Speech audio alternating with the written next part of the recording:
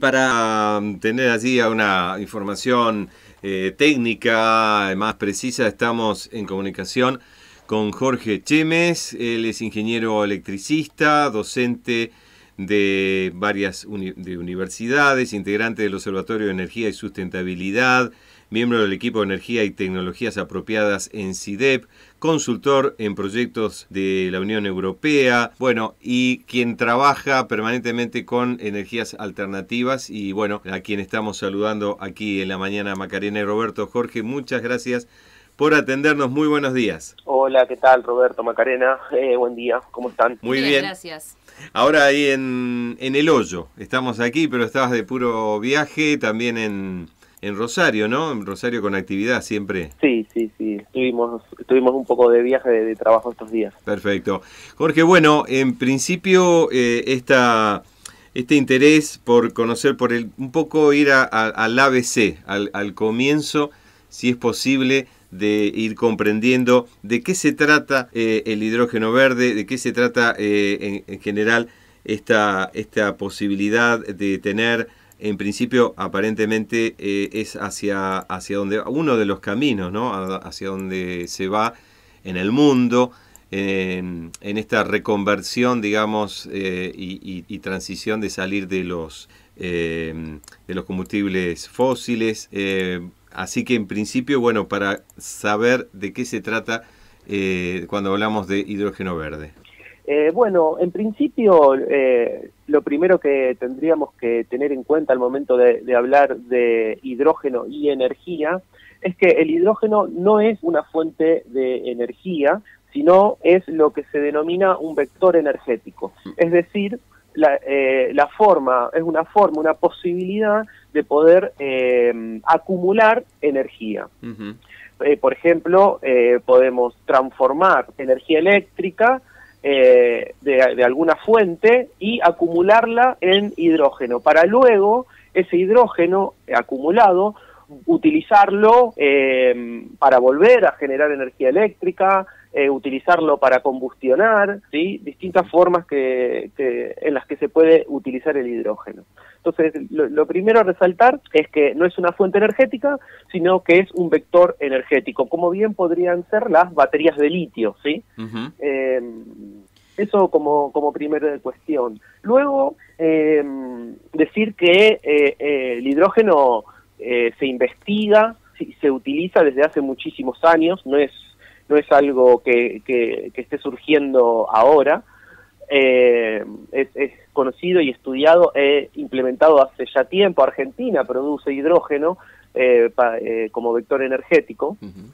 Y en esto de acumular energía en forma de hidrógeno, hay una forma de catalogarla, que es a partir de unos colores. Entonces tenemos el hidrógeno gris, el hidrógeno azul, el hidrógeno rosa, el hidrógeno verde, y cuando hacemos referencia a algún color, no estamos refiriéndonos al color del gas, ¿sí? Para comentar, el hidrógeno es un gas, y bueno, se lo cataloga con estos colores, sí, en función de la fuente de energía que se utiliza para producirlo. Un paréntesis, el hidrógeno se produce a partir de hidrólisis. Esto es, a partir de tener agua dulce, agua salada, ¿sí? Y a partir del proceso de la hidrólisis, para lo cual se consume energía, vamos a obtener hidrógeno, H2, y oxígeno, por otro lado. Ok, esto en el caso, o sea, en la utilización de energías fósiles, ¿te referís, Jorge?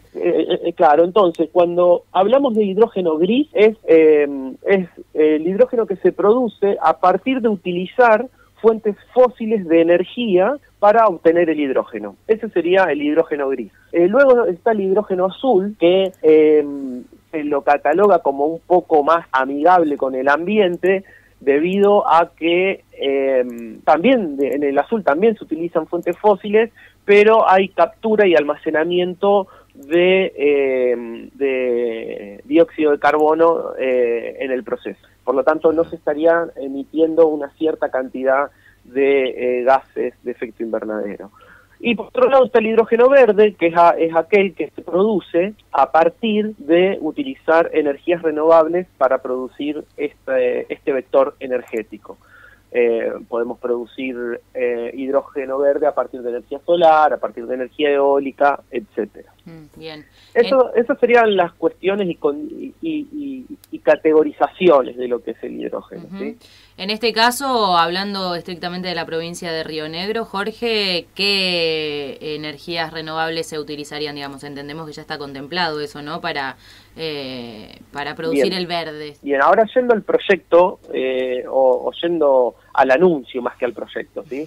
Yendo al reciente anuncio del gobierno en el marco de la COP26 en Glasgow, se anunció un proyecto de producción de hidrógeno verde en Sierra Grande, en Río Negro.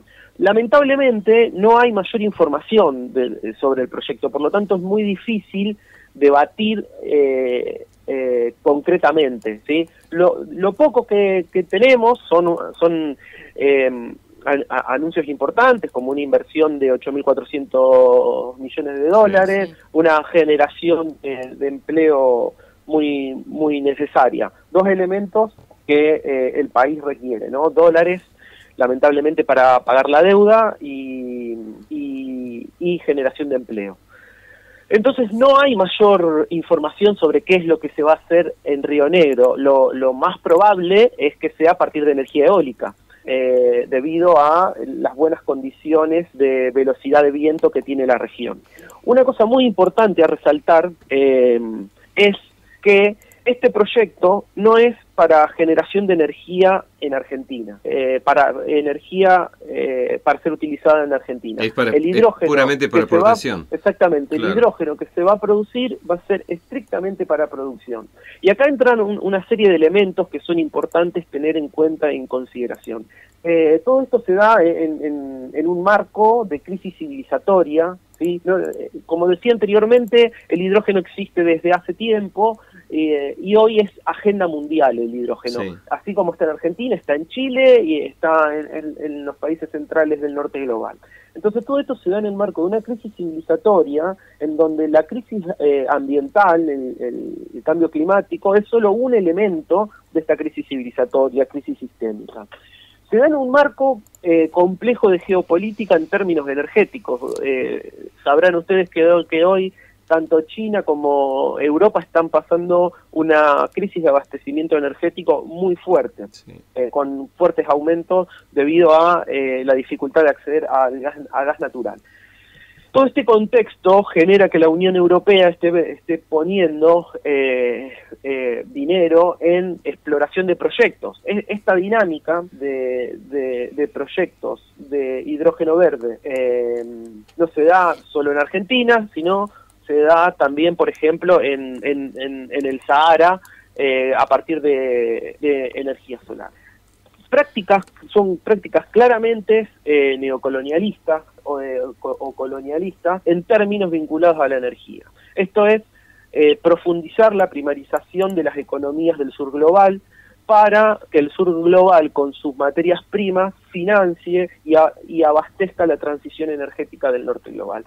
Lamentablemente con este proyecto no estamos debatiendo qué producción local necesitamos en nuestro país, sino que estamos poniendo a disposición nuestros bienes comunes, o como se les suele llamar, dependiendo de qué corriente, recursos naturales. ¿Sí? Desde la ecología política le decimos bienes comunes, entonces ponemos los territorios, los bienes comunes, y la externalización para las comunidades locales en función y en pos de la transición energética del norte global. Ajá. Entonces, nuevas formas de colonialismo, entonces, o continuidad, digamos, de colonialismo a partir de esta globalización que la civilización ha establecido, por lo menos los imperios. Además, Jorge, con estos patrones, ¿no? También, ya que mencionabas desde el principio, por ejemplo, algo tan básico como el acceso a la información de este proyecto, que hoy, bueno, con una reunión que tuvo Carreras junto con el presidente de la empresa. Teóricamente, bueno, se dieron algunos otros lineamientos, pero el grueso del proyecto, ¿hay algún tipo de demanda de ustedes como profesionales, de la sociedad? También estaría buenísimo en general, ¿no?, que se expidiera sobre esto para saber de qué va o cómo se va a implementar, porque es un patrón recurrente en proyectos extractivistas de gran tamaño el que no se den mayores precisiones y que entonces siempre se corra detrás de la pelota, ¿no? Exacto.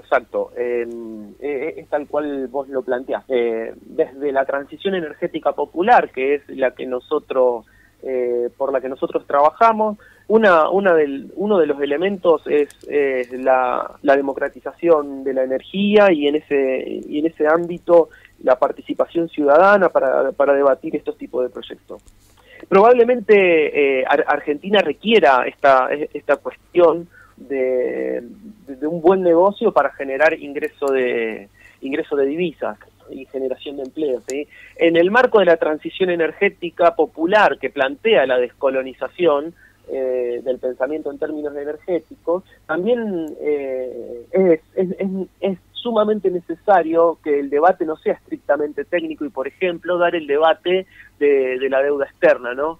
¿Qué parte de la deuda externa es legítima y qué parte de la deuda externa tenemos que pagar como sociedad y, en todo caso, a quién deberíamos hacerle pagar esa deuda externa? Un debate que lamentablemente no se da y no es políticamente correcto darlo, pero la transición energética tiene que plantear si la deuda externa es legítima, qué parte es legítima y cómo pagarla. Y cómo pagarla. Exacto, y que no sean los territorios los que tengan que pagar esa deuda.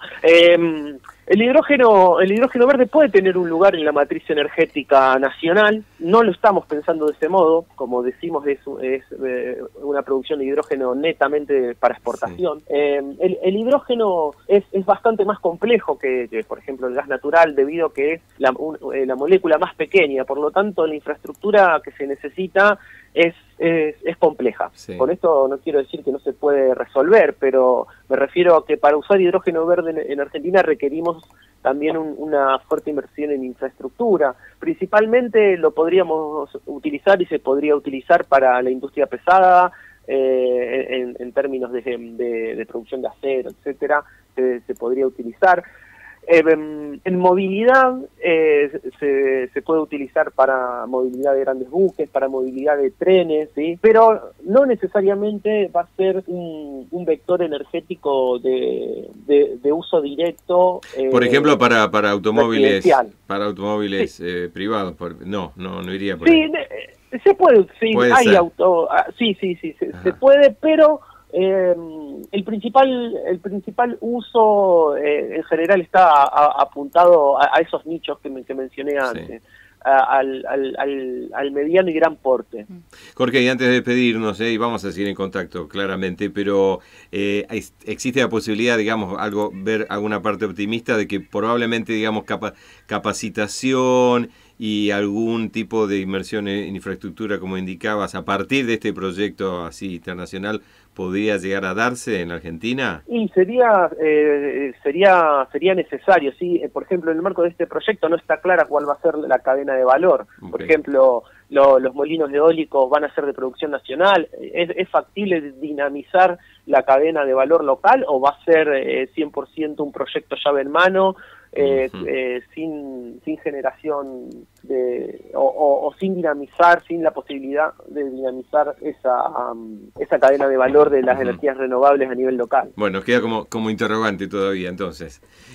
Sí, estamos en eso. Bien. Gracias, Jorge, hasta la próxima. Bueno, gracias, Macarena, y gracias, Roberto. Hasta luego. Jorge Chemes, estuvimos dialogando con él, ingeniero electricista, docente, especializado allí en energías alternativas. Seguramente vamos a seguir en contacto con él y con otros para ir internándonos en este nuevo mundo que se nos ha planteado aquí, justamente a partir de este proyecto que todavía está allí en anuncios.